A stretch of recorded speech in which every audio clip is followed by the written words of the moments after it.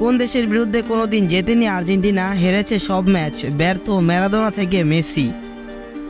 চলছে Copa America 2024, সেমিফাইনালে কানাডাকে হারিয়ে টানা দ্বিতীয়বারের মতো ফাইনালে উঠেছে ডিফেন্ডিং চ্যাম্পিয়ন আর্জেন্টিনা। ফাইনালে মেসিদের প্রতিপক্ষ কলম্বিয়া।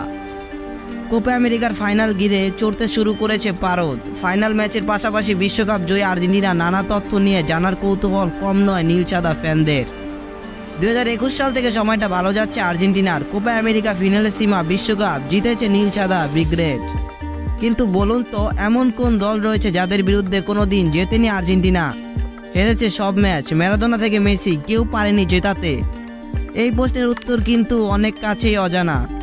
আর যে দেশের বিরুদ্ধে আজ পর্যন্ত একটি ম্যাচও জিতে পারেনি আর্জেন্টিনা, সেই নাম শুনলে অবাক হবেন আপনিও। কারণ ফুটবল বিশ্বে খুব একটা বড় নামও নয় তারা। সেই দেশের নাম হলো নরওয়ে। এখন পর্যন্ত নরওয়ের বিরুদ্ধে মোট 2টা আন্তর্জাতিক ফ্রেন্ডলি ম্যাচ খেলেছে 3বারের বিশ্বকাপ জয়ীরা। সেই 2টি ম্যাচই লজ্জার হারের সম্মুখীন হতে হয়েছে আর্জেন্টিনাকে। আর্জেন্টিনা বনাম নরওয়ে প্রথম ম্যাচটি হয়েছিল 1986 সালে। সেই বছরই ম্যারাডোনার নেতৃত্বে বিশ্বকাপ জেতে আর্জেন্টিনা। নরওয়ের বিরুদ্ধে ম্যাচটি হয়েছিল 30 এপ্রিল। সেই ম্যাচ খেলেছিল দিয়েগো ম্যারাডোনা। 1-0 গোলে হেরেছিল ম্যাচটি।